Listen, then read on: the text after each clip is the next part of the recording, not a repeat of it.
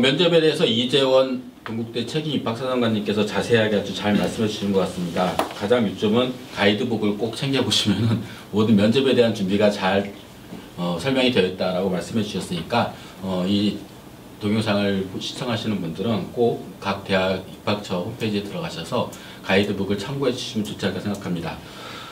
지금 한 학생이 이제 질문이 면접에 대한 질문이 들어왔는데요. 질문 내용이 아마 지금 이재원 선생님께서 말씀하신 내용을 모두 다 요약해서 질문하신 것 같습니다. 그래서 간단하게 질문에 대해서 요약을 해주셨으면 좋겠고요. 제가 질문에 대해서 좀 읽어드리도록 하겠습니다. 대학교 면접에 대해서 자세한 정보를 얻고 싶어서 질문을 드립니다. 먼저 첫째, 대부분의 대학교에서 면접을 실시하는 것으로 알고 있는데 이를 준비하기 위해서 특별한 대학별 면접 노하우가 있다면 무엇인지 궁금합니다. 둘째, 다른 지원자들에 비해 내신 등급은 낮지만 면접에서 이를 극복하고 합격한 사례가 많은지 궁금합니다. 셋째, 면접 준비는 언제부터 해야 하는지 그리고 이를 준비하기 위해서 학원을 다녀야 하는지 궁금합니다. 마지막으로는 면접을 볼 때 면접관님들 인상에 잘 남기 위해서는 어떻게 해야 하는지 궁금합니다. 한 학생이 5가지 질문을 해왔습니다. 아까 사정관님께서 다 말씀해 주셨긴 하지만 다시 한번 잘 요약해서 해주시면 도움이 되지 않을까 생각합니다. 정말 짧게 중요한 내용만 좀 말씀을 좀 드려보도록 하겠습니다. 우선은 대학교에 대한 면접 준비 노하우에 대해서 말씀을 하셨는데요. 이 전형으로 뽑고자 하는 학생은 자기소개서에 글을 잘 쓴 학생들을 뽑으려는 것은 또 아니고요. 면접을 통해서 말만 잘하는 학생만 또 뽑으려는 전형도 아닙니다. 이는 즉 학교 생활에 대한 어떤 알맹이가 가장 충실하게 갇혀 있고 그 다음에 자기소개서라든지 면접같이 어떤 포장이 잘 되어 있는, 여기서 말하는 포장이라는 의미는 나쁜 의미가 아니고 이제 앞으로 우리 학생들이 살아갈 미래 시대에는 자기 PR 시대이기 때문에 그만큼 충분히 좀 자기를 어필할 수 있고 자기를 좀 잘 나타낼 수 있는 그런 모습이라고 이해를 해주시면 될 것 같은데요. 제가 꼽자면 2가지로 좀 말씀을 드릴 수 있을 것 같습니다. 우선 첫 번째는 면접 시에 이야기할 거리가 있어야 된다라고 생각을 합니다. 여기서 얘기하는 바는 사실 다양한 학교 생활을 통해서 혹은 학교 생활에서 진로에 대한 좀 깊이 있는 고민의 과정 이런 것들이 있으면 충분하다라고 생각이 드는데요. 예를 들면은 사범대에 이제 진학하고자 하는 학생들은 교사가 꿈입니다. 근데 내가 교사를 꿈꾸는 이유는 어린 동생을 가르치면서 꿈을 꾸게 되었습니다. 이렇게 시작을 하는 학생들이 있습니다. 근데 여기서 좀 더 고민을 하고 학교 생활에 대한 좀 알맹이를 갖춘다라면 이런 식으로 대답을 할 수가 있습니다. 어린 동생을 가르쳐주면서 꿈을 가졌는데 이러한 꿈을 갖는 과정에서 학교 생활에서 있었던 진로 활동에 좋은 교사란 무엇인지에 대한 고민을 해보게 되었고 좋은 교사에 대해서 이런 식으로 내가 찾아보았습니다. 이런 식의 연결을 할 수 있을 것입니다. 이렇게 학생이 만약에 대답을 하게 되면 평가위원은 그러면 학생이 생각하는 좋은 교사가 어떤 교사인지에 대해서 물어볼 수 있을 것이고 결국 이러한 과정들은 이제 동국대학교 기준으로는 전공 적합성이라는 것을 평가하는데 적합한 내용이 될 수 있을 것입니다. 두 번째는 본인의 내용, 하고자 하는 얘기를 표현하는 연습이 필요합니다. 이 부분은 이제 기본적으로 평상시에도 좀 논리적으로 말하는 연습 그리고 명확하게 본인의 좀 의사를 전달하는 연습이 필요할 것으로 생각이 되고요. 이러한 내용들은 사실 수업 시간에 발표라든지 혹은 이런 내용에서 혹은 토론식 수업에서 충분히 좀 연습이 되어질 수 있을 것 같습니다. 그런 충분한 연습 과정들이 진행이 된 후에 실제 면접에 임할 때는 본인의 이야기거리들에 대해서 예상 질문을 만들고 답변도 만들어보고 또 추가적인 질문을 만들면서 이제 그걸 표현하는 연습도 해보는 것이 필요한데요. 물론 예상 질문을 만든다고 해도 그것과 똑같은 질문이 나올 수도 있고 나오지 않을 수도 있습니다. 하지만 이러한 연습과 노력의 과정들에서 그만큼 고민을 해봤기 때문에 어떠한 면접 질문이 와도 대답을 잘 할 수 있을 것이라고 생각을 하고요. 좀 기술적인 팁이라고 하면은 어쨌든 종합전형에서의 면접은 평가를 받는 면접이기 때문에 좀 2갈식으로 얘기를 해주는 것이 좀 명확한 표현이 될 수 있지 않을까라고 생각을 하고 있습니다. 두 번째는 교과 등급이 낮은데 면접에서 이를 극복하고 합격한 사례에 대해서 좀 말씀을 주셨는데요. 사실은 이제 최저 등급을 저희는 아예 이제 홈페이지를 통해서 공개를 하고 있습니다. 거기 보시면 뭐 3등급 후반부터 4등급, 5등급, 6등급 다 이렇게 있기 때문에 어떻게 보면 그 학생들이 그러한 좀 부족하다라고 보여지는 그런 부분들을 극복을 하고 다양한 학교 생활을 통해서 1단계에서 서류평가에서 좋은 평가를 받았고 충분히 그런 고민들이 2단계 면접 과정에서도 드러났기 때문에 합격이 되었다라고 보시면 될 것 같습니다. 그리고 세 번째는 면접 준비는 언제부터 해야 하는지 또 학원을 다녀야 되는지 물어보셨는데요.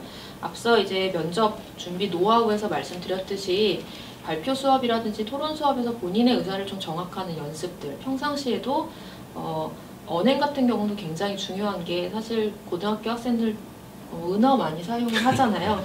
근데 그런 부분들이 면접 상황에서 긴장이 되면 튀어나오는 학생들이 있습니다. 결국은 그거는 평상시에 어떤 습관을 갖고 있는지가 중요하기 때문에 그 부분을 좀 평상시에 좀 신경을 쓰면 어떨까라고 말씀을 드리고요. 면접을 볼 때 면접관들한테 좋은 인상을 남길 때는 일단은 예의 있게 이제 들어와서 입실에서 바른 자세로 인사를 하는 것부터 해서 긴장은 하지만 그래도 자신감 있게 본인이 한 거에 대해서 잘 얘기를 할 수 있는 부분들, 이것이 가장 핵심이라고 저는 생각을 하고 있습니다. 네. 감사합니다. 예, 이재원 선생님께서 이제 면접에 대해서 자세하게 잘 설명해 주셨습니다. 사례까지 예를 들면서 설명해 주셨으니까 잘 준비하시면 좋은 결과가 있지 않을까 생각합니다.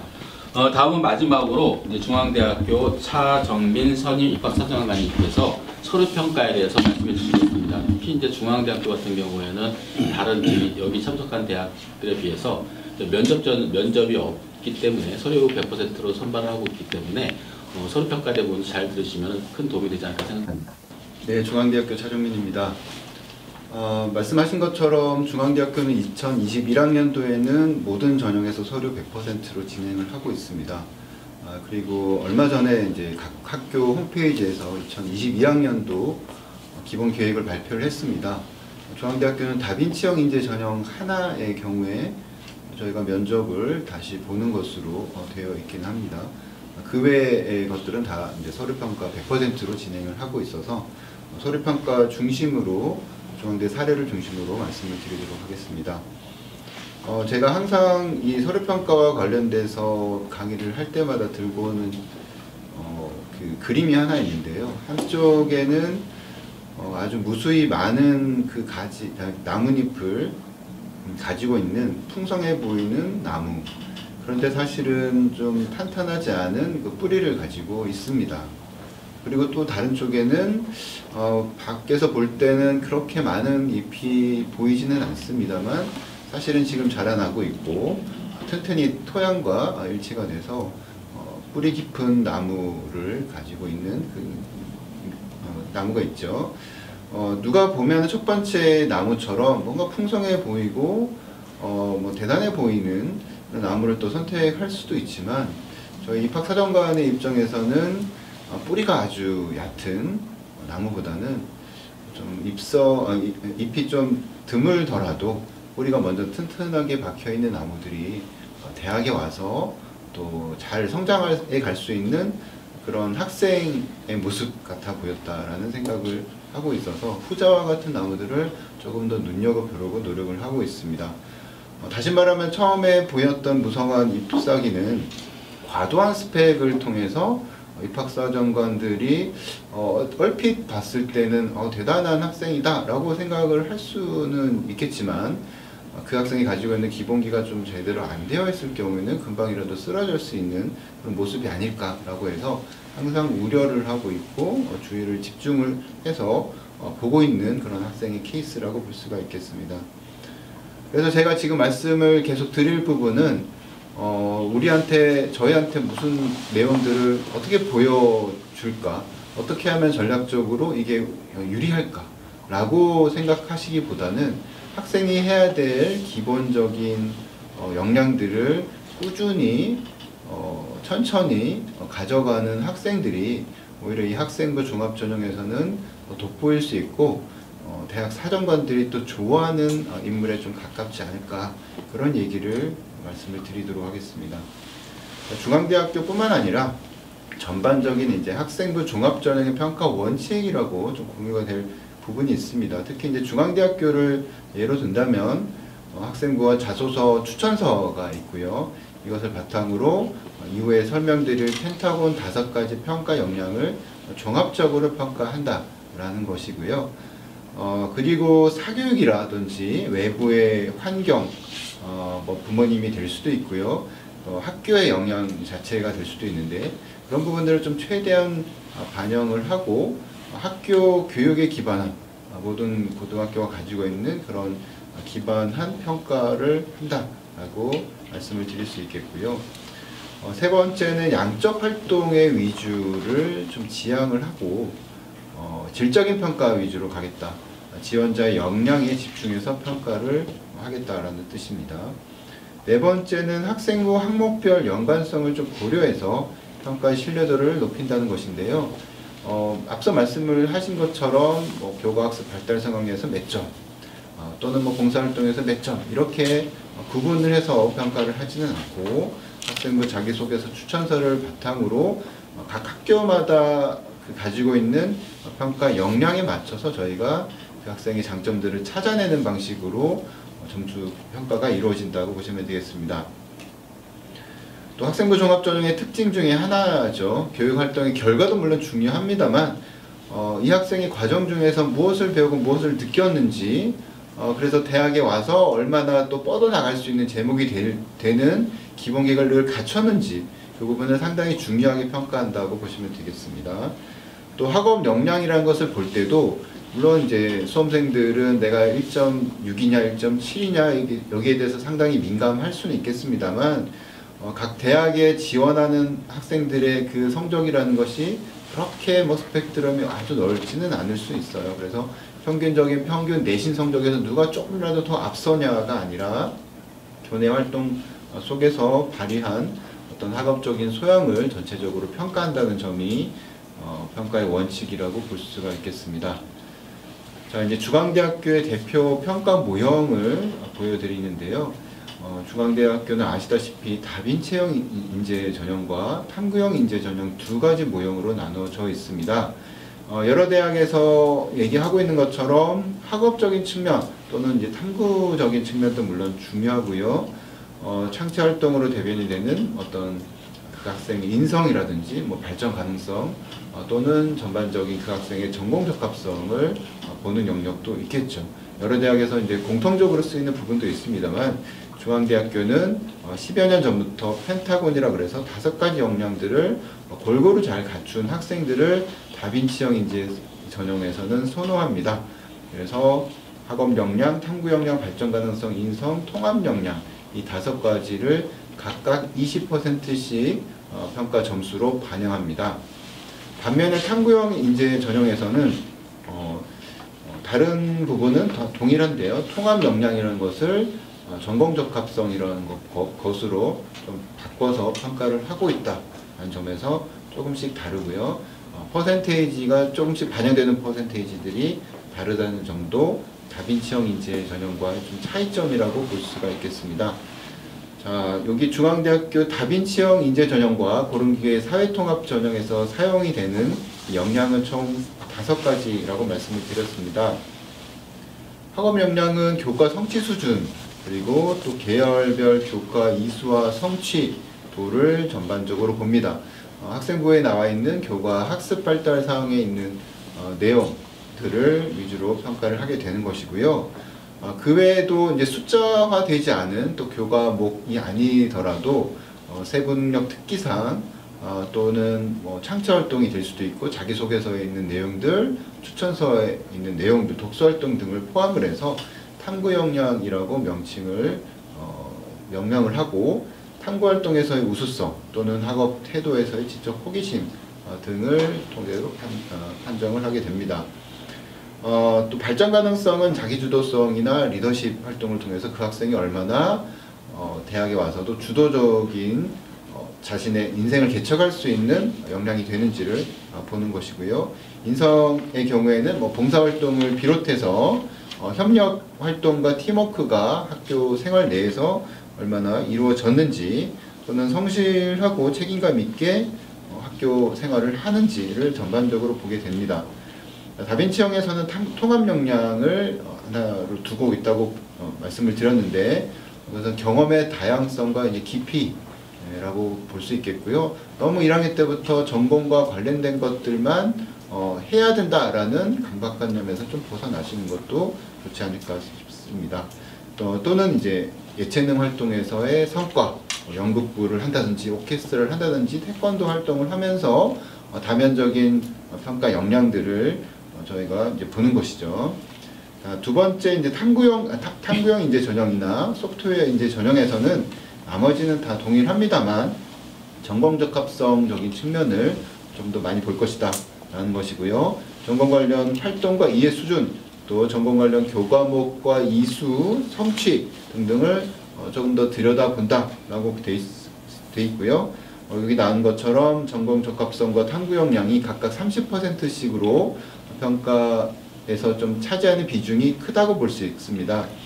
여러 대학에서 이제 퍼센테이지를 서류평가 항목별로 드러내는 학교가 있고 그렇지 않은 학교도 있습니다. 근데 중앙대학교는 조금 더 많은 학생들에게 좀 더 공개를 하기 위해서 평가 그 역량을 퍼센테이지를 학과별로 또는 학과별이 아니라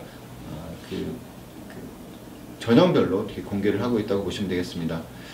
자, 그러면은 저희는 예를 들면 학업 역량을 종합적으로 평가한다는 것에서 두 가지 교과 성취 수준이나 계열 교과 이수라고 말씀을 드렸는데, 전반적인 그 학생의 성적도 중요하죠. 국영수 사냐, 국영수 과냐가 중요한 것이 아니라 그렇게 중요하지 않은 과목들도 저희는 다 본다고 볼 수 있겠는데요.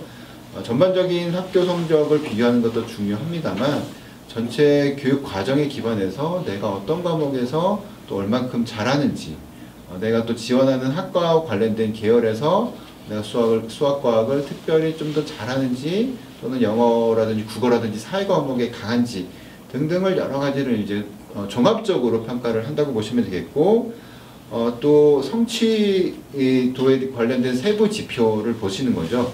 요즘엔 뭐 학교가 얼마나 큰지에 따라서 내가 등급을 받기 좋을 수도 있고 안 좋을 수도 있다는 것도 저희가 다 알고 있습니다. 그래서 이수자 수라든지 과목 평균 원점수, 또 표준 편차 등등을 종합적으로 고려해서 이 학생이 조금 등급이 낮을 수는 있지만 내가 열심히 도전을 해서 성취한 결과라고 한다면 평균적인 어떤 점수보다는 조금 더 저희가 감안해서 평가를 한다는 뜻도 될 수가 있겠습니다. 자, 예를 들면 또 탐구 역량에서 평가를 종합적으로 한다는 것은 수업 활동이나 또 창의적 체험 활동, 또 독서 활동을 통해서 여러 가지 수행 평가, 보고서 토론하고 탐구하고 조사하고 자동봉진했던 내용들, 독서 활동했던 내용들을 통해서 그 학생이 얼마나 중앙대학교 와서 스스로 공부를 할 수 있는 역량이 되는지, 그런 경험들을 좀 쌓았는지를 보고 평가에 적용을 한다고 보시면 되겠습니다. 또 선생님들께서 각 과목별로 또 학업에 대한 이 학생의 태도, 또 수업 시간에서 상호작용, 또 지적인 호기심을 보였던 사례 등등을 통해서 이 학생이 얼마나 탐구를 할 수 있는 능력이 되는지를 또 보여주신다고 볼 수 있겠거든요. 그래서 이 5가지 평가 항목을 저희 중앙대학교에서 가지고 있는 세부적인 지표와 세부적인 질문 리스트를 가지고 이 학생들을 다시 한번 꼼꼼하게 평가한다고 보시면 되겠습니다. 앞서 말씀을 또 광운대 교수님께서 하셨지만 학생부 중심의 이제 서류 평가이다 보니까 저도 몇 가지 말씀을 또 드리고자 합니다. 앞서 말씀드린 것처럼 학생부에서 몇 %를 평가하는 것도 아니고 또 수상 경력 몇 %, 동아리 몇 % 이렇게 되는 것은 아닙니다. 학생부는 그 각 영역 활동별로 평가가 되지는 않습니다. 학교생활 전반에서 확인할 수 있는 학생의 기본적인 역량을 학생부의 여러 내용들을 통합적으로 평가의 근거로 활용한다는 점에서 이런 종합적인 평가라고 할 수도 있고요. 그래서 입학사정관의 정량적이지 않은 정성적인 판단이 중요하고, 그런 판단을 올바르고 또 여러 사정관들끼리의 공통된 평가를 하기 위해서 저희는 상반기에도 꾸준히 모의 서류 평가를 하고 있고 서로 의견을 나누고 또 그 토론을 아주 열심히 하는 활동들을 하고 있습니다. 자, 먼저 이제 수상 경력에 대해서 잠깐 또 관심이 많으신데요. 지금 현재 고등학교 3학년 학생들까지는 무제한적으로 대학의 그 내용들이 들어오게 되죠. 근데 그 많은 양이 중요한 것이 아니라 얼마나 지원자가 지속적으로 관심을 보이는 영역이 있고 또 강점이 드러나는 영역이 있는지를 좀 스캔을 합니다. 국어적인 능력들, 토론하고 논술하는 능력에 상당히 좀 두각을 나타내는 학생인지 또는 어떤 예체능적인 측면에서 꾸준히 두각을 나타낸 건지 학생이 좀 강점을 또 파악을 하려고 하고 있고요. 또 대회 준비 과정을 통해서 성장할 수 있는 성격의 수상 경력인지가 또 중요합니다. 수상이라고 했을 때 30분 동안 간단하게 기존에 암기했던 내용들을 풀어내서 상을 주는 수상도 있겠지만 한 달 동안 또 6개월 동안 또는 1년 동안 열심히 여러 가지를 준비를 해서 내가 뿌듯하게 그 내용을 설명할 수 있는 수상이라면 훨씬 더 좋겠죠. 그럴 경우에는 특별히 이제 자기소개서라든지 그런 부분에서 이 내용들을 또 설명할 필요도 있겠습니다. 그래서 많은 대회에 많은 수상을 했다는 것도 중요하지만 이를 통해서 내가 얼마나 성장을 했는지 그런 부분이 이제 키워드라고 볼 수가 있겠습니다. 고2로 올라간 학생들부터는 이제 한 학기에 한 개만 지정이 돼서 고등학교 3학년이 된다면 총 5개의 수상 실점만 중앙대학교에 들어오게 되는데요. 그럴 때는 그런 것으로 알 수 있겠지만 양적인 측면들이 더 중요하지는 않으셨다라고 볼 수도 있겠습니다. 진로지도 상황에 대해서도 좀 두려워하시는 분들이 많은 것 같습니다. 저희는 참고 자료로서 지원자의 흥미, 탐색 과정을 이해하는 소재로밖에는 사용을 하고 있지는 않고요. 진로 희망에 따라서 지원자가 얼마나 전공과 적합한지를 단순하게 판단하지는 않는다라는 것이죠. 그래서 예를 들면 미디어 커뮤니케이션 학부에 가기 위해서 무조건 방송 PD라고 써 있어야 되느냐, 생명과학과라고 해서 생명과학 연구원이 적혀 있어야 되느냐, 그것은 또 아니라고 생각을 하고 있고요. 이후에 질문에도 나오겠지만 간호사를 3년 써 있어야지 무조건 간호학과에 유리하다라고 생각을 하지 않아도 된다라고 생각합니다. 이 고등학교 2학년으로 올라가는 학생들은 이 부분도 고3이 됐을 때는 대학에 전혀 제공이 되지 않는다는 점에서 상당히 좀 부담이 더는 그런 항목이 아닐까 생각을 합니다. 자, 자율활동이 있습니다. 창의적 체험활동에 자율활동이 있는데 여기서도 누가 어떤 내용들을 많이 활동을 했는지가 중요한 것은 아니죠. 그렇지만 이제 자치활동으로 내가 남들에 비해서 리더십 활동을 좀 많이 했다. 전교에서 학생회 임원을 했고 그 과정을 통해서 나의 역량들을 많이 발휘할 능력들이 있었다. 그런 시간이 있었다면 저희한테 적극적으로 어필해 주시는 것은 중요합니다. 그리고 이제 이런 여러 가지 행사 활동이나 적응 활동들이 단순하게 참여를 했다 또는 내가 원하는 학과와 관련된 체험을 했다라는 것이 중요한 것이 아니라 그 과정에서 나의 생각들, 역할들, 경험들이 중요한 것이고요. 강은대 교수님께서 말씀하셨지만 이 와중에서도 교과 활동과 관련된 내용들을 연계해서 활동을 할 수 있기 때문에 탐구하고 토론하고 독서했던 활동들이 자율활동에서도 적혀 있으면 또 좋은 평가를 받을 수 있는 영역이 될 수 있겠다고 볼 수 있겠습니다. 자, 동아리 활동의 경우에는 그 활동이 얼마나 또 지속적으로 또 내용이 깊이 있게 파악이 되는지가 또 중요한데 이제는 사실 내용들이 좀 적게 적혀 있고 학생들끼리 동아리 활동들을 다 열심히 하기 때문에 여기서 엄청나게 학생들 간의 변별을 하기는 좀 어려운 부분이 있습니다. 어쨌든 자기소개서를 통해서 동아리 활동을 했던 내용들의 중에서 특별히 내가 열심히 했던 부분들, 발전된 모습들, 어떤 최소한의 성과물들이 나와 있으면 그 부분들을 적어주시면 좋을 것 같다는 생각이 들고요. 진로 활동도 예전에 비해서는 훨씬 더 그 다양한 활동들을 하고 있습니다. 단순하게 내가 그 어떤 진로 성격 유형 검사, 진로 심리 검사를 통해서 이 학과가 맞다라는 내용보다는 또는 뭐 이런 현장 교육에 특강에 참여했다, 뭐 직업 박람회에 참여했다라는 것보다는 개인별 활동이 나와 있는 또는 모둠별 활동이 나와 있는 어떤 뭐 모둠 활동을 한다든지 진로와 관련된 활동들, 탐구 활동을 적극적으로 했던 내용들이 있으면 탐구 역량 등을 통해서 또는 발전 가능성을 통해서 좋은 평가를 줄 수도 있다라고 생각을 하고 있습니다. 수업 시간에 이제 교과학습 발달 상황에서 선생님들께서 세부 능력 특기 사항을 많이 써주시는데요.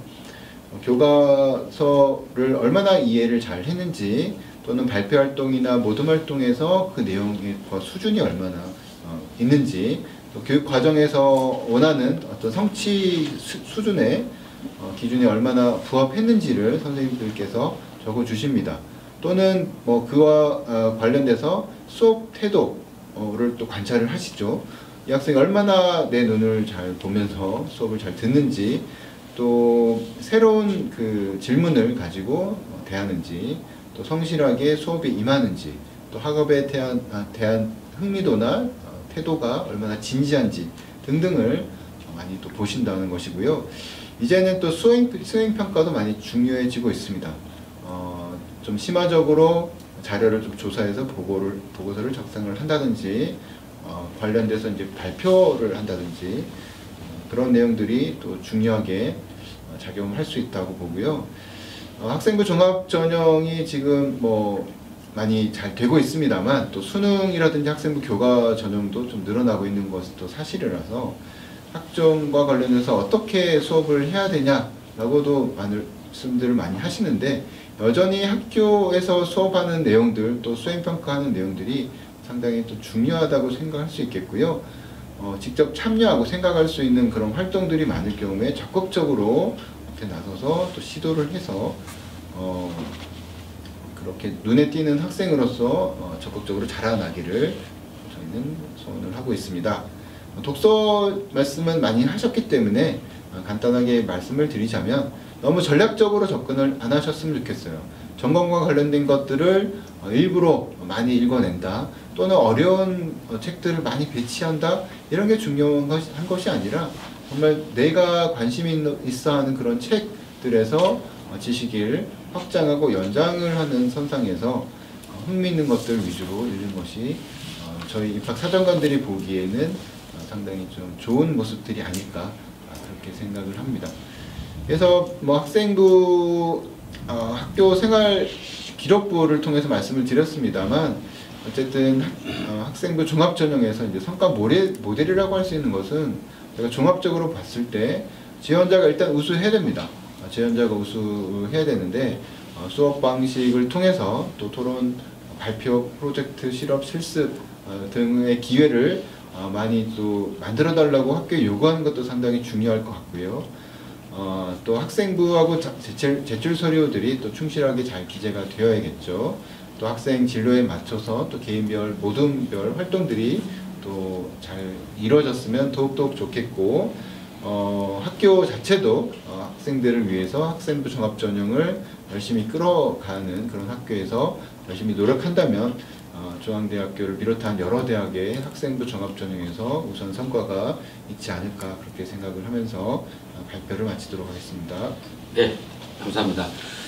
차정민 선생님께서 이제 서류 평가에 대한 부분들 좀 자세히 좀 말씀해 주셨습니다. 특히 이제 중앙대학교하고 관련해서 말씀드렸고요. 최근에 이제 많은 대학들이 이제 서류 평가 100% 지원하는 대학들이 좀 많이 있었습니다. 최근에. 그래서 그런 대학이 지원할 때 좀 많은 도움이 되었지 않나 생각합니다. 서류 관련 평가에서 질문이 이제 있는데, 하나 질문을 제가 읽어드리도록 하겠습니다. 지금 코로나와 관련된 지금 3학년들한테 가장 문제가 되고 있는, 그리고 관심이 가장 많은 질문이라고 생각합니다. 이 질문이 가장 많이 들어왔습니다. 성적 물어보는 거 다음으로 많이 들어온 질문인데요. 코로나19로 학교 출석이 어려워지면서 3학년 1학기에 채워야 할 활동들을 할 수 없게 되었습니다. 학생부를 채울 기간이 4개월도 안 되는데 어떤 활동들을 할 수 있을까요? 동아리 활동도 전처럼 여러 개를 해야 하는지, 또 학교 자체로 진행하는 진학 프로그램에 참여해서 뭔가를 만들어야 하는지, 아니면 중간고사, 기말고사를 이후에 내신 성적에 집중해야 할지 갈등입니다. 활동이 없으면 당연히 학생부가 부실해질 염려가 있어서요. 이번 기간은 좀 특별하니 대학에서도 재학생에 대한 배려를 할까요? 라는 질문입니다. 네, 저희 학교에서도 이제 많은 문의를 또 받고 있는 질문이기도 합니다. 일단 제 마지막에 말씀하신 것처럼 대학에서도 당연히 이런 코로나19 사태의 심각성을 알고 있기 때문에 배려를 할 수 있습니다. 그리고 특히 고등학교 3학년 학생들은 모두 동일한 조건이지 않습니까? 나만 좀 불리하게 느껴지는 것은 아니고 서로 이제 부담이 되는 형국이라고 볼 수 있겠고요. 특히 뭐 재수생들과 비교했을 때 뭐 좀 불리한 게 아닌가라고 생각을 합니다만, 저희 학교만 하더라도 재학생들이 거의 한 90% 이상이 이제 지원을 하고 있는 상황이라서 그렇게 뭐 불리하다라고 생각은 전혀 저희는 들지는 않고 있습니다. 학생부를 채울 시간이 4개월도 안 되는데 어떤 활동을 있을까요? 라고 할 수 있을까요? 라고 말씀하셨는데, 뭐 특별히 새로운 것들을 뭐 학생이 수준에서 만들어서 해야 될 거는 없다고 저희는 생각을 하고 있습니다. 수업을 열심히 할 것이고요. 어쨌든 또 동아리 활동도 그대로 재기가 되겠죠. 학교 기본 동아리와 또 자율 동아리가 물론 이제 기간은 좀 짧아질 수는 있겠지만 여전히 운영이 될 겁니다. 그러면 학교에서 제공하는 그런 수업과 동아리 활동, 참체 활동들이 이제 수업 시간에 또 진행이 되지 않습니까? 그런 활동에만 열심히 참여하시더라도 부담 없이 중앙대학교 학종에 지원을 할 수 있다라고 저희는 감히 말씀을 드리고 싶고요. 별도로 어떤 것들을 만들어야 되는 것이 아닌가, 조급한 생각은 안 하셔도 좋을 것 같습니다. 그리고 학교에서 진행하는 어떤 진학 프로그램에 또 추가로 참여하는 게 좋은지, 아니면 내신 성적에 조금 집중해야 될지 갈등이라고 하셨어요. 물론 저희가 말씀을 드릴 부분은 뭐 명확하게 말씀을 드릴 수는 없겠지만 선택은 본인이 하시는 것이니까. 그렇지만 이제 내신 성적이 뭐 중간고사와 기말고사가 굉장히 기간이 좀 짧아지지 않습니까? 간격이. 그래서 예전에 비해서는 조금 더 좀 의외의 결과가 나올 수도 있기 때문에 내신 성적을 좀 더 집중을 하는 것도 분명히 좀 충분한 방법이라고 생각을 하고 있고요. 내가 1, 2학년 때 충분히 내가 활동을 해놨다. 아까 말씀드린 것처럼 양이 많다. 1, 2학년 때의 내용들과 그 학생의 내용들을 충분히 알 수 있는데 굳이 3학년 1학기 때 또 뭔가를 무조건 하지 않으면 안 된다라는 생각은 안 있어도 될 것 같고요.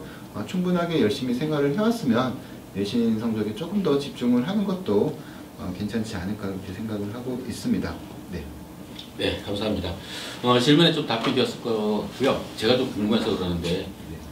다른 대학들도 코로나19에 대해서 배려가 있을 예정인지, 이걸 굉장히 많이 궁금하고 물어보시는 분들이 많아서 혹시 대답해 주실 수 있나요? 준비되는 게 있는지. 대학에서 그걸 지금 코로나19에서 지금 재학생들을 표면적으로 이거 뭐 배려를 한다, 이건 안 될 것 같고요. 예. 그렇게는 안 되는데, 어쨌든 여태까지의 형태상으로 본다고 하면 수시에서 학종은 재학생 중심 아닌가요? 물론 재수생도 있지만 재학생 중심이 되고, 그렇다고 하면 그런 부분들은 뭐 그렇게 걱정할 필요가 없지 않느냐. 그게 맞춰서 암묵적으로 할 수 있는 부분도 있을 것이고, 그렇지 않으면 지금 현재 모든 학생들이 다 코로나 사태 때문에 고3 때의 활동은 좀 빈약하거나 좀 모자라 할 수도 있고, 대신에 이제 대학에서 꼭 고3들을 위주해서 본 것은 아니기 때문에 그렇게 걱정할 필요가 없다, 그렇게 말씀드릴 수 있겠네요. 네. 코로나19 때문에 고3들이 지금 고생하고 있는데, 그런 부분들은 이제 우려하실 부분은 크게 우려 안 하셔도 되지 않을까 생각을 듭니다. 선생님들 말씀 들어보니까.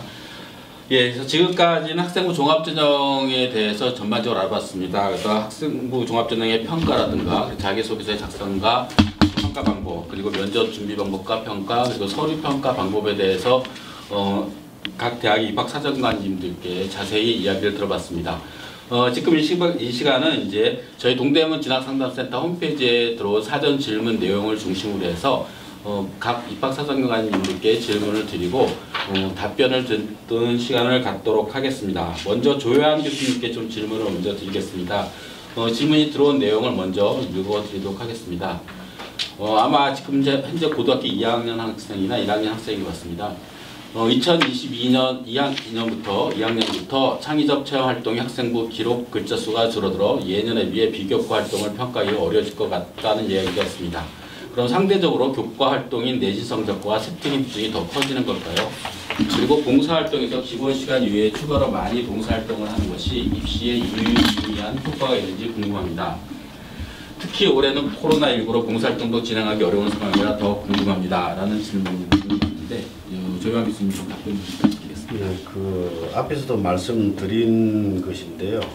글자 수가 줄어들었다라고 하는 부분들을 보게 되면 창체에서 3천자에서 1,700자, 그 다음에 행동 특성 및 종합 의견란에서 1,000자에서 500자, 그 정도 줄어들었거든요. 근데 안 줄어든 게 딱 세분의 특기상은 안 줄어들었죠. 그렇죠. 대학에서 가장 많이 보는 것이 세분의 특기상이고, 그렇다고 할 것 같으면 결국에는 학업 역량이 어떠냐 하는 것이 가장 중요하다 이렇게 볼 수 있고, 그 다음으로 이제 창의 체험 활동인데, 그 창의 체험 활동도 아까 제가 말씀드린 대로 학생들이 역량을 키우기 위해서 어떤 노력을 했는가라고 하는 것은 독립적으로 비교과 활동을 했다는 것이 아니라 교과와 상호 보완적 관계에 있는 활동, 즉 교과와 연관되는 활동들이 가장 중요하다. 뭐 독서도 마찬가지겠지만, 그래서 그런 것들이 제대로 되어 있다라고 하는 게 가장 중요한 부분이기 때문에 특별히 뭐 글자 수가 줄어들어서 볼 걸 못 보고 하는 것은 아니다. 그렇다면 학생들이 가장 중요하게 생각하는 것은 아까 여기서도 자기소개서 면접 뭐 여러 가지를 했지만 그보다 더 중요한 것은 생활기록부를 통해서 자기소개서 면접 이것을 보기 때문에 가장 기본적인 것은 생활기록부다. 그래서 생활기록부상에서 학생들의 학업 역량, 자기 어떤 뭐 지적 역량, 이런 지적 호기심 이런 것들이 좀 제대로 나타난다고 하면 뭐 글자 수가 줄어들었다 해서 별 차이가 없다. 그렇게 말씀드리고 싶고요. 그 다음에 이제 코로나19 때문에 봉사활동이 어렵다 라고 했는데, 봉사활동이 어렵다라고 한다면 아까는 우리 그 차정민 선생님께서 말씀하셨는데, 봉사활동에서 중요한 것은 봉사활동의 의의가 되겠죠. 그래서 삶의 태도에 대한 어떤 변화 이런 것을 가져오는 것이 봉사활동이라고 볼 수 있는데, 그것을 얼만큼 지속적이고 진정성 있게 했느냐라고 해서 더 중요한 것이지, 봉사활동을 뭐 많이 한다, 시간을 많이 한다 하는 것은 전혀 중요하지는 않거든요. 그렇다고 하면 내가 봉사활동의 의의를 안다고 할 것 같으면 좀 고3 때 또는 아니면 조금 줄어든다라고 할지라도 그건 별 관계가 없다. 이 학생이 쭉 한 행동을 보면, 활동을 보게 되면 진정성이 있구나 하는 것이 금방 나타날 수 있는 것이니까 별 그렇게 어렵게 생각할 필요가 없고, 단지 중요한 것은 아무튼 진정성과 지속성을 가지고 있어야 된다. 이렇게 말씀드리고 싶네요. 네. 질문에 대해서 이제 말씀해 주셨는데, 이제 교과 연계된 활동들, 특히 이제 스틱이 굉장히 중요한 걸 많이 차지하고 있기 때문에 교과 관련 학교 연계 활동하는 것이 중요하다고 말씀하셨고요. 그리고 봉사활동은 진정성과 지속성에 이제 큰 의미를 두고 하셔야 된다라고 말씀하셨습니다. 그리고 또 하나 질문이 있는데요. 이제 저도 많이 받는 질문인데, 수상에 관련된 내용입니다. 교내 대회에서 3등까지는 학생부 종합전형에 유용할 것이라 생각되는데, 그럼 4등은 아무 의미가 없는 건지요? 수상 등수를 얘기하는 것 같습니다. 학교에서는 밀어줄 만한 아이에게만 3등까지 주는 느낌입니다. 정말 월등히 잘했으면 당연히 1등이겠지만 그 이하는 실력이 고만고만할 경우에 4등 받은 아이의 실망이 큽니다. 정말 4등은 아무 쓸모가 없는 걸까요? 라고 말씀해 주셨습니다. 학교에서 그 등위를 이야기하는 건데, 수상에서 네네. 등위를 이야기할 때 그 등위를 어떤 선까지 하느냐 하는 것이 중요한 것이 아닐까 생각이 들어요. 4등의 개념이 어떤지 잘 모르겠는데, 네. 뭐 예를 든다면 뭐 최우수상, 그다음에 우수상, 뭐 그다음에 장려상을 한다든지 뭐 여러 가지 일 수 있는데, 여기서 1, 2, 3등이라고 했을 때 3등까지는 유용하고 4등, 만약에 4등도 준다고 할 것 같으면 상은 일단 준다라고 할 것 같으면 1등이라고 해서 대학에서 잘 평가해서 4등에서 평가를 못한다. 그건 아니라는 얘기죠. 등위하고는 관계가 없다. 단지 여기서 쭉 이야기 나왔던 것들인데 왜 이 활동을 했을까? 이걸 왜 했을까라고 하는 것. 동기가 굉장히 중요하죠. 그런 동기 속에서 결과 자체가 중요하다고 보지는 않습니다. 그 동기에 의해서 과정상 이 학생이 어떻게 해왔는가. 그래서 그 과정상에서 내가 무엇을 느꼈는가, 무엇을 배웠는가 하는 것이 훨씬 더 중요하기 때문에 그런 것들은 수상 경력란에 들어가지 않습니다. 단지 이제 민주상을 받았다는 걸 얘기하는데 그거 정말 내가 그런 상을 받기 위해서 노력한 과정에서 내가 얻은 것이 굉장히 많다. 좋은 것이 있다. 라고 하게 되면 어떻게 될까요? 자기 소유 적으면 되죠. 그것은 오히려 그게 훨씬 더 좋을 수 있고 흔히 하나 참고로 말씀드리면 옛날에는 이 생활기록부의 기재 방식이 바뀌기 전에는 내가 어떤 경시대에 나갔을 때 떨어졌더라도 그게 적게 돼 있어 적을 수 있었거든요. 근데 지금 못 적잖아요. 근데 못 적돼서 안 하는 것이 아니라 저는 그런 어떤 과정이 중요하다 했기 때문에 상을 못 받았다 하더라도 그런 과정을 수업 시간에 그걸 좀 나타낼 필요가 있다.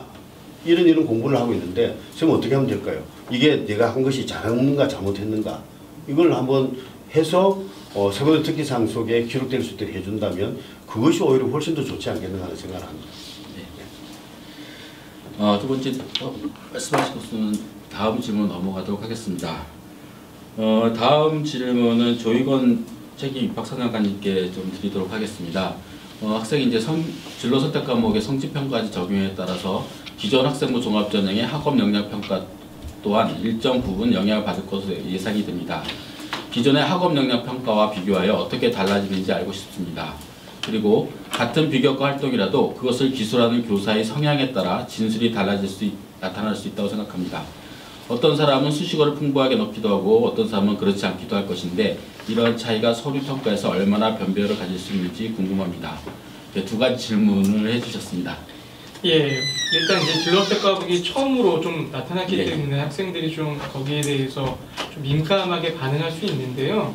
이미 이제 뭐 소인수 과목이나 공동교육 과정이 있었기 때문에 학생부 종합전형 안에서 진로선택 과목과 유사한 평가를 이미 해왔기 때문에 달라지진 않는데 제목을 좀 잘 봐야 됩니다. 그러니까 진로 선택 과목이기 때문에 이 과목의 취지가 뭐냐면 너의 관심사가 이제 관련돼서 과목을 선택해 들어라라고 하는 차원이고 성취평가대라고 하는 것은 학교가 정한 기준에 따라 주기 때문에 이제 대학에서는 이 과목까지도 학업 역량을 꼼꼼하게 보겠다라고 하는 취지는 아닙니다. 결국 어떤 과목을 들었느냐, 그 다음에 그 이제 이수 과목의 이제 뭐 심화 정도라든지 혹은 이제 뭐 성취가 어느 정도인지, 그 다음에 이수자 수, 원점수 이런 것들을 다 고려하고요. 그러니까 아까 조광 교수님 말한 것처럼 이제 이 과목에서 세부적인 특기사항이 어떤지를 종합적으로 평가하는 것이기 때문에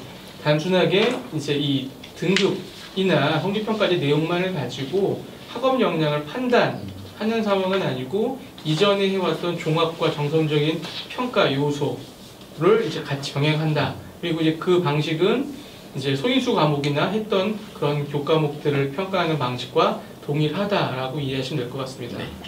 그다음에 두 번째가 이제 교사 간의 편차에 대한 질문인데, 뭐 학생부 종합전형 뭐 입학하려고 초창기부터 학교 간의 편차, 교사 간의 편차 때문에 나의 평가가 많이 달라지지 않을까라고 하는 우려가 있는데요.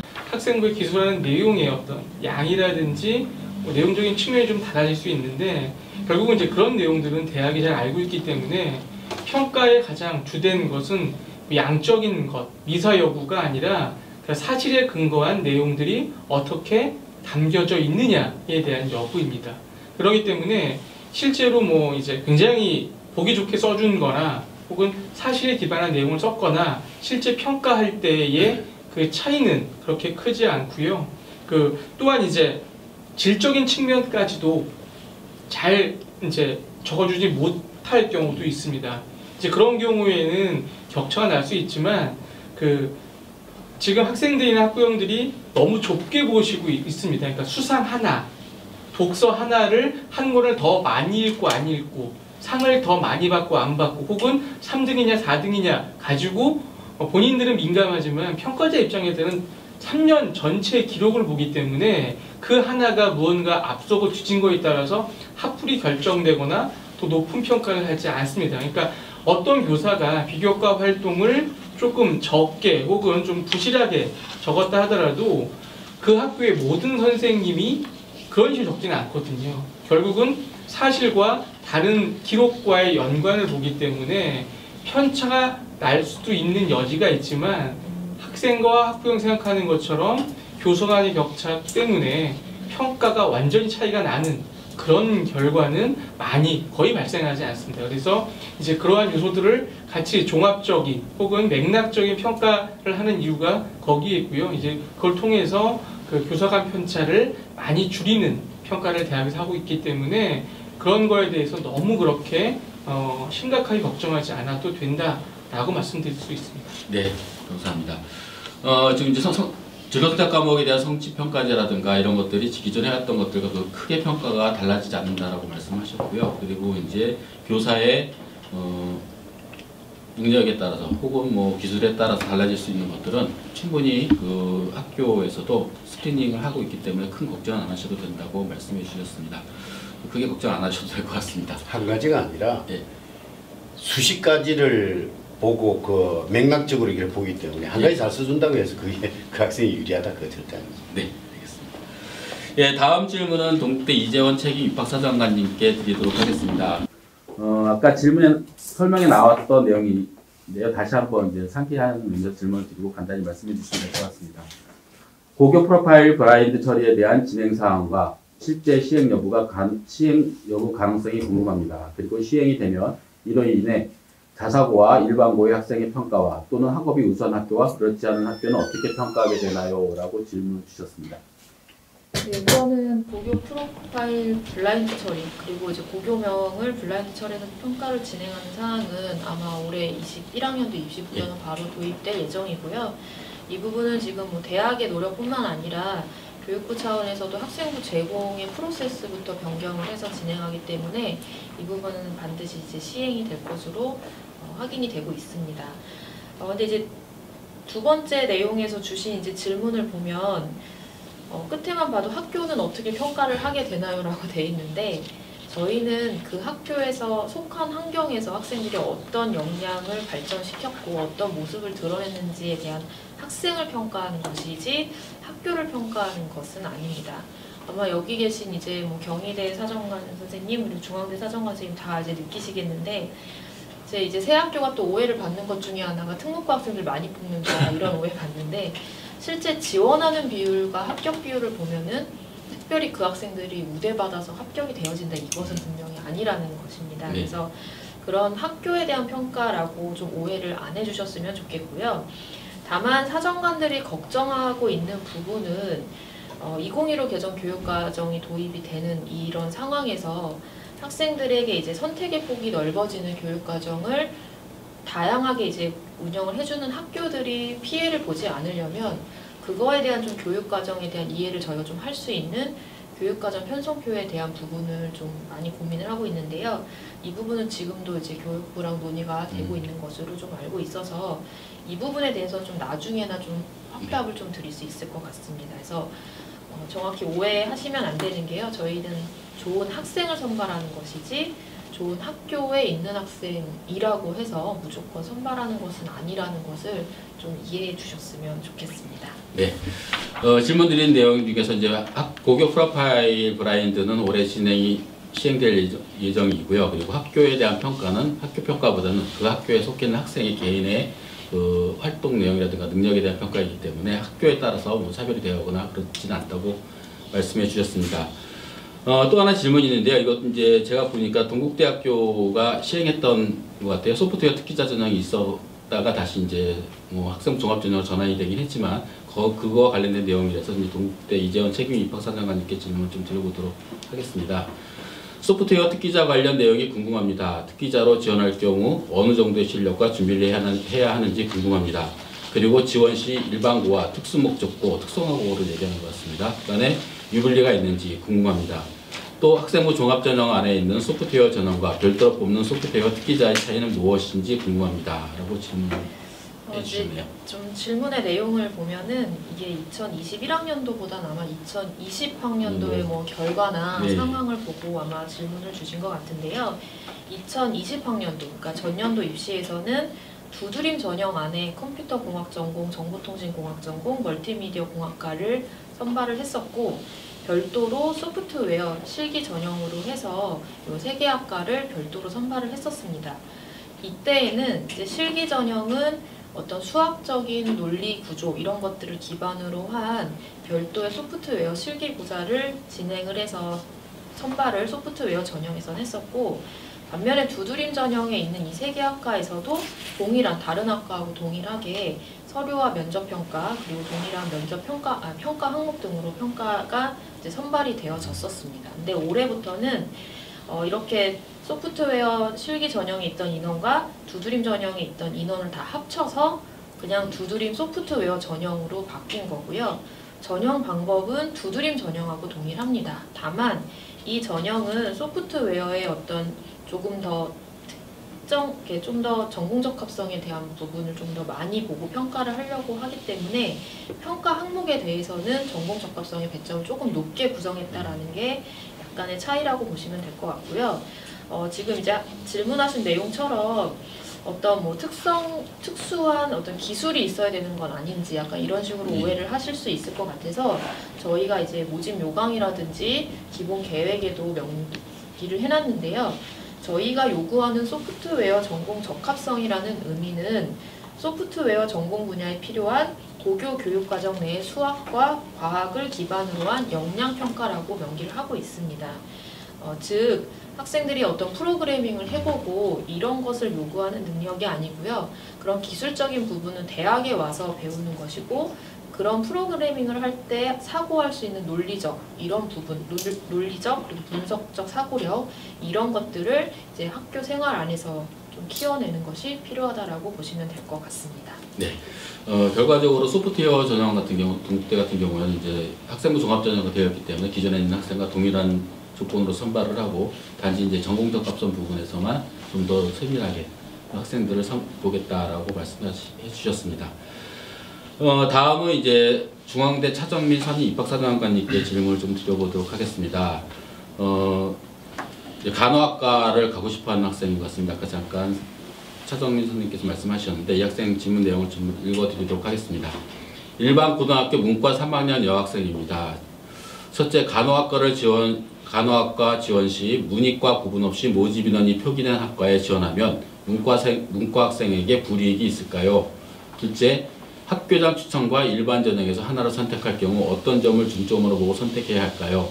셋째, 학생부의 수상 경력이 거의 없는데 학생부 종합 전형 지원 시 많이 불리할까요? 넷째, 진로 희망이 1학년, 2학년 간호로 되어 있는데 혹시 성적에 맞춰서 다른 과로 지원할 경우 어떤 점에 주의해야 할까요? 대부분 지금 현재까지 나왔던 이야기들인데 간단하게 추려서 말씀해 주시면 될 것 같습니다. 네, 첫 번째 모집 인원 표기가 안 되어 있다. 문이과 구분이 없다라고 했을 때는 문과 학생들에게 특별히 이제 불이익을 주지 않겠다라는 뜻이기 때문에 거기에서는 너무 걱정을 안 하셔도 될 것 같습니다. 참고로 중앙대의 경우에는 간호자연, 간호인문과 같이 별도로 모집을 하고 있고 그 계열에 맞춰서 이제 지원을 해주시는 게 좋다고도 추가적으로 말씀을 드리고 싶습니다.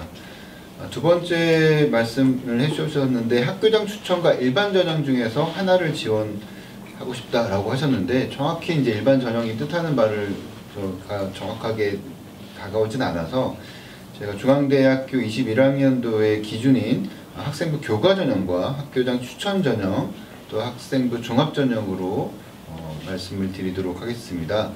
이 세 개의 평가 요소들과 이제 전형 방법들이 약간씩 다르기 때문에 거기서 본인이 어떤 부분이 더 유리한지를 명확하게 파악을 하고 있어야 된다는 것입니다. 먼저 학생부 교과 전형은 교과 성적이 우수한 학생들 중에서 또 수능 최저학력 기준을 통과를 해야 되기 때문에 본인이 수능 최저학력 기준이 충분하다라고 생각을 한다면 다른 전형 두 가지는 수능 최저가 없기 때문에 이쪽 전형에 좀 지원을 하시는 게 또 좋을 것 같고요. 학교장 추천 전형은 반면에 이제 수능 최저가 없고 서류평가가 일정 부분 들어가는 대신에 학생부 교과 성적이 상당히 우수한 학생들을 선발을 하는 것입니다.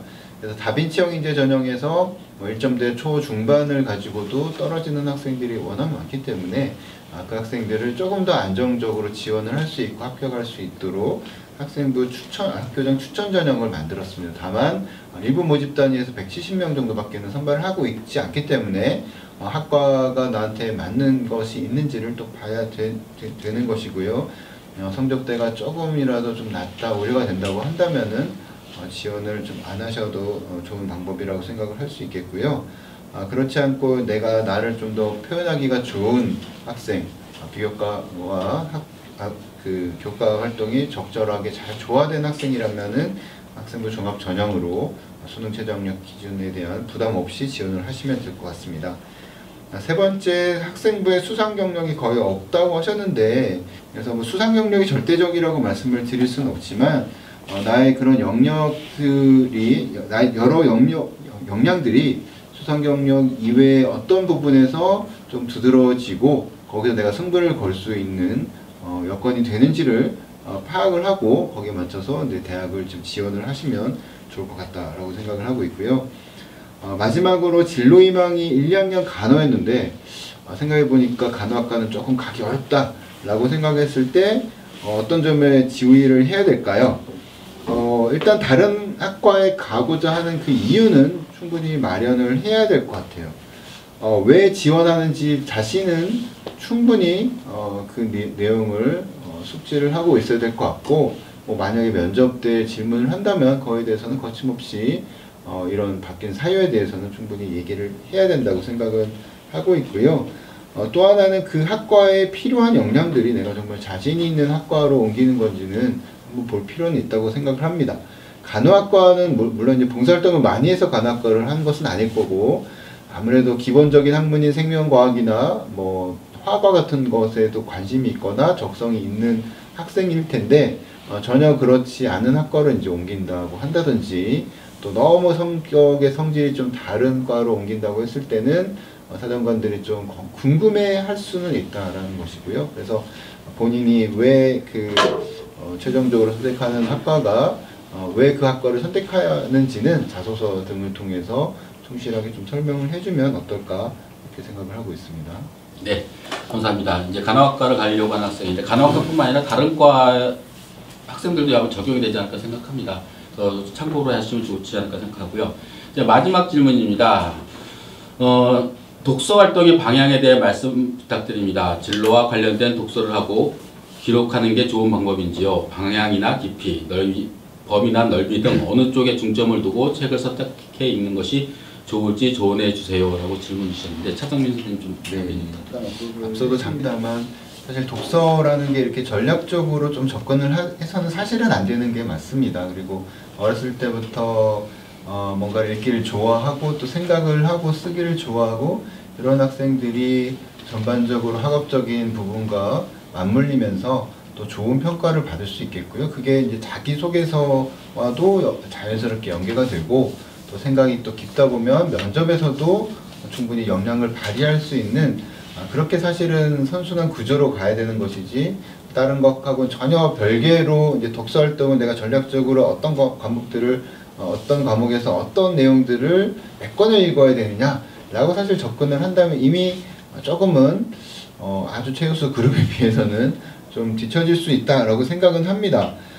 앞서 말씀을 드린 것처럼 독서 활동을 잘하는 학생들은 마다할 대학은 없어요. 특히 뭐 자연계에도 있겠지만 인문계학 계열에서 다양한 사회 현상에 대해서 좀 적용을 할 수 있는 사회와 관련된 과목 독서 활동을 충분히 한 학생들 또는 뭐 문학을 좋아해서 문학에 좀 몰입을 한 학생들은 뭐를 하더라도 조금 달라져 있을 거라고 생각을 하는데 어쨌든 진로와 관련된 활동들에 관심이 있으면 그런 영역에 대해서는 열심히 읽어가고 또 거기서 또 파생되는 여러 독서 활동들로 이어지는 것이 좋다고는 생각을 하고요. 진로와 딱 맞는 수준에서 읽는 것도 좋다고는 생각하는데 너무 어려운 거를 읽는다. 면접 때 다 좀 들키거든요, 사실은. 그리고 또 너무 많은 내용들을 읽는다. 또는 3학년 1학기 때 갑자기 진로와 관련된 그 독서 활동 내용들이 폭발을 한다. 라는 것보다는 자신의 수준에 맞으면서도 충분히 좀 생각할 수 있는 그런 독서 활동들을 해주시면 좋지 않을까 싶고요. 그 내용들이 아주 자세하게는 나오지는 않습니다만 좀 약간 좀 오버해서 독서하지는 말자. 다른 학생부의 다른 영역들과 그 학생의 수준을 또 맞춰보는 작업들을 하기 때문에 그 교과와 관련된 독서 활동을 또 심층적으로 하는 정도 수준에서 하시면 좋지 않을까 생각을 하고 있습니다. 네. 독서 활동에 관련돼서 이제 진로와 독서 활동도 필요는 하지만 좀 다양하게 읽으면서 그리고 학생 수준에 맞는 독서 활동이 필요하지 않나라고 말씀하셨습니다. 이렇게 해서 이제 오늘 네 분을 모시고 이제 입학사정관과의 대화를 이제 모두 다 마쳤습니다. 오늘 이제 온라인으로 진행된 2020년도 입학사정관과의 대화가 이제 우리 수험생과 학부모님들께 많은 도움이 되셨으면 합니다. 그리고 오늘 장시간 동안 수고해 주신 조효양 교수님, 그리고 조희권 책임 입학사정관님, 그리고 이재원 책임 입학사정관님, 차정민 선 입학사정관님, 죄송합니다. 긴 시간 수고 많이 해주셨고요. 앞으로도 좀 더 많은 좋은 정보를 부탁드립니다. 그리고 코로나19로 인해 수험생들이 이제 많은 혼란을 겪고 있는데 아무쪼록 이제 남은 기간 동안 슬기롭게 잘 극복하셔서 남은 기간 잘 준비하셔서 좋은 결과 있으시길 바랍니다. 그리고 저희가 오늘 말씀드린 내용들은 동대문 진학상담센터 홈페이지에서 이제 공개가 되고요. 그리고 자료는 말씀해주신 자료는 이제 홈페이지에 같이 탑재할 예정으로 있습니다. 많은 시청 부탁드립니다. 장시간 동안 선생님들 고생 많으셨습니다. 감사합니다. 수고했습니다.